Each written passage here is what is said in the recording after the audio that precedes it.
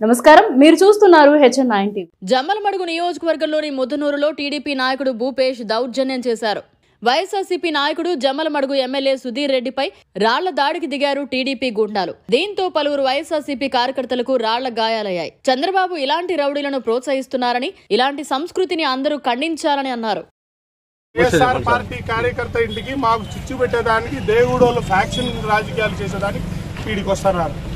కేవలం వాళ్ళ అరాచకాలు వాళ్ళే చూశారు. ఇప్పుడు వాళ్ళు నెత్తర తాగే నా కొడుకులు, ఒక సైడ్ చిన్న ఆయనేమో బీజేపీ, వీడేమో ఇది. వాళ్ళు దెంగులాడేది లేదు. ఊరికి మా ఇళ్ళ కాడికి వచ్చే మేము రాకపోయినా బలవంతంగా వచ్చేది, ఫోర్స్ చేసేది, ప్రలోభాలకు పెట్టేది వైఎస్ఆర్ కార్యకర్తలను. ఎవరైనా వాళ్ళని మేము రమ్మన్నామా? వాళ్ళంతా వాళ్ళు వచ్చి ఇంటికాడ కూర్చుంటే కలిసేదానికి వచ్చేది. ఇదంతా రౌడీ రాజకీయం. చెప్తాను చూడండి జమ్మలమడుగు ప్రజలకి. ఎప్పటికైనా కూడా జమ్మలమడుగు పీస్ఫుల్ గా ఉండాలని చూసాం. ఈ పొద్దు పోలీసు వాళ్ళు కానీ ఏమైనా కానీ వాళ్ళు ఒక ఊరిపైకి వచ్చి ఒక కార్యకర్తపైకి పోతే ఏమైనా ఉందా? అసలు వాళ్ళ ఇంట్లో చిచ్చు పెట్టే వ్యవహారం వాళ్ళ దగ్గర ఉంది. ఇప్పుడు చెప్తాను. ఆయన నేను రానో దేవుడా మేమేం మాట్లాడుకోవాలని లోపల వచ్చి కూర్చుంటా అంటే, మీరు కూర్చుంటా అంటే అర్థమైంది. మీ ముందరనే కానొస్తున్నాడు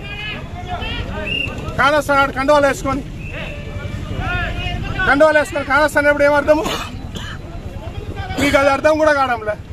ఊరికి వాళ్ళు ఏమనంటే ఒక ప్రలోభాలు పెట్టాలని.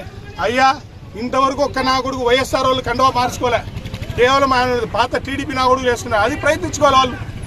ఊరికి గలాటాలు పెడితే భయపడతాము, పాత సంస్కృతి వస్తుందని ఉన్నాడు. పోలీసు వాళ్ళు ఏం చేస్తున్నారు? జైలంలో ఊరిపైకి ఇళ్లపైకి పడేట్టుగా చేస్తున్నారు. అసలు ఎక్కడ ఈ అరాచకాలు జరుగుతున్నాయో మీరు చూడండి. జమ్మలమడుగు ప్రజలందరూ చూస్తున్నారు. రౌడీలు, గుండాలు, ఫ్యాక్షనిస్ట్ల టైప్ లో వ్యవహరిస్తున్నారు. ఈ పొద్దు ప్రజలు ఓటేయాలి. ఇక్కడ ఇంత బాగా మేమందరం ఉన్నాం. మా ఇళ్లపైకి వచ్చేదానికి అవకాశం ఏముంది? శశి ఇంటిపైకి వచ్చేదానికి ఏం అవసరం ఉంది? వాళ్ళు కన్ఫామ్ గా ఉన్నప్పుడు రావాలి. ఊరికి వచ్చామా కూర్చొని పలకరించిపోదామంటే, ఊరికి వచ్చి కూర్చొని పలకరించిపోదామని మేము రమ్మన్నామా వాళ్ళని?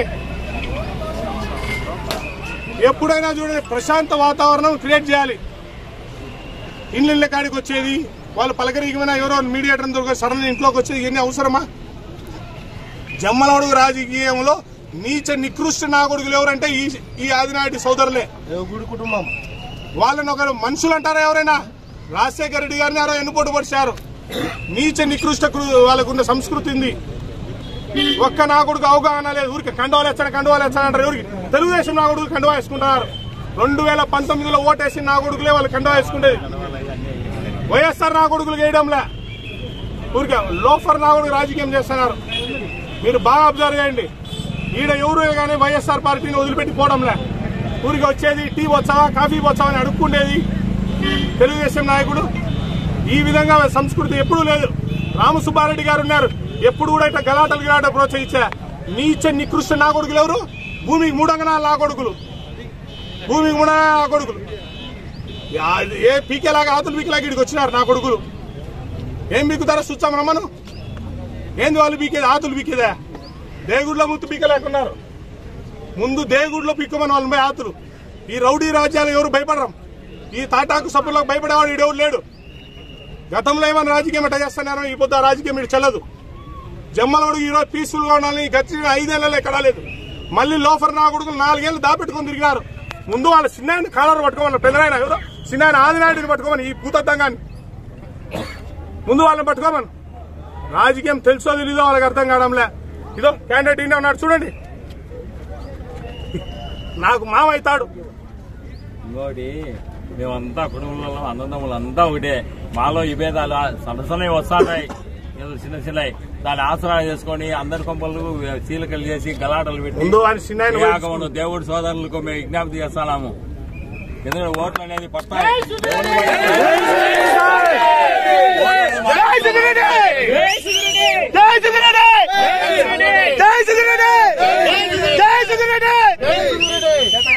మరిన్ని అప్డేట్స్ కోసం మన HN9 టీవీ ఛానల్ ని సబ్స్క్రైబ్ చేసుకోండి.